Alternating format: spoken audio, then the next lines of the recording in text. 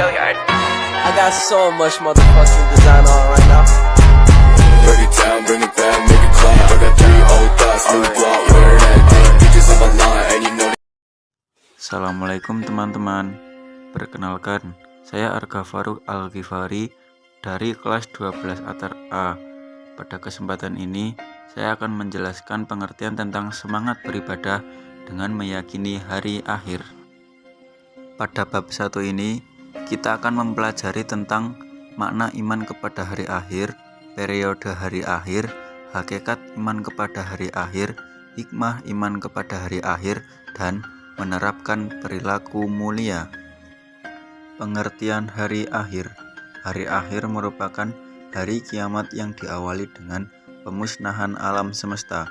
Semua manusia sejak zaman Nabi Adam alaihissalam sampai terjadinya hari akhir akan dibangkitkan untuk mendapatkan semua amal perbuatan mereka itu sendiri. Pada Al-Quran Surat Toha ayat 20, sungguh hari kiamat itu akan datang. Aku merahasiakan agar setiap orang dibalas sesuai dengan apa yang telah dia usahakan. Selanjutnya adalah hari akhir menurut Al-Quran. A. Kiamat sugro atau kiamat kecil merupakan peristiwa datangnya kematian bagi semua makhluk yang bersifat lokal dan individu. B. Kiamat kubro atau kiamat besar merupakan peristiwa berakhirnya seluruh kehidupan makhluk dan hancur leburnya alam semesta secara total dan serentak. Hari akhir menurut ilmu pengetahuan. A. Menurut geologi. Menurut ilmu geologi, hari kiamat adalah hari di mana bumi meletus akibat nebula atau gas panas yang ada di dalam perut bumi menjadi dingin sehingga tekanannya hilang dan menyebabkan bumi bergeser dari matahari sehingga perputaran bumi semakin cepat. Yang kedua, menurut teori fisika, letak matahari adalah 149.897.870,7 km. Bumi mampu menyala 50 miliar tahun dengan panas sekitar 15 juta derajat Celcius. Jika suatu ketika matahari tidak muncul atau cahayanya redup karena tenaga surya habis, maka tidak ada angin dan hujan. Nanti gunung-gunung akan meletus, ombak bergulung-gulung, air laut naik sehingga hancurlah bumi ini. Setelah alam semesta hancur secara total dan kehidupan semua makhluk Allah Subhanahu wa Ta'ala berakhir, maka mulailah manusia menjalankan tahapan kehidupan baru dan proses menuju alam baka.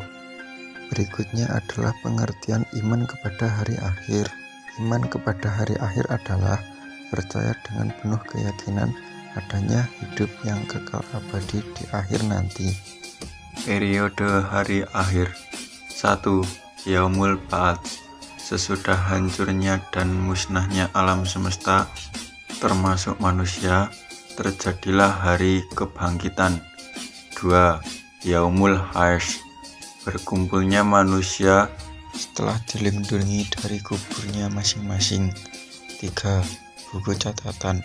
Kitab perjalanan hidup berisi semua perbuatan dan kata-kata manusia selama di dunia yang telah dicatat oleh malaikat Raqib dan Atid. 4.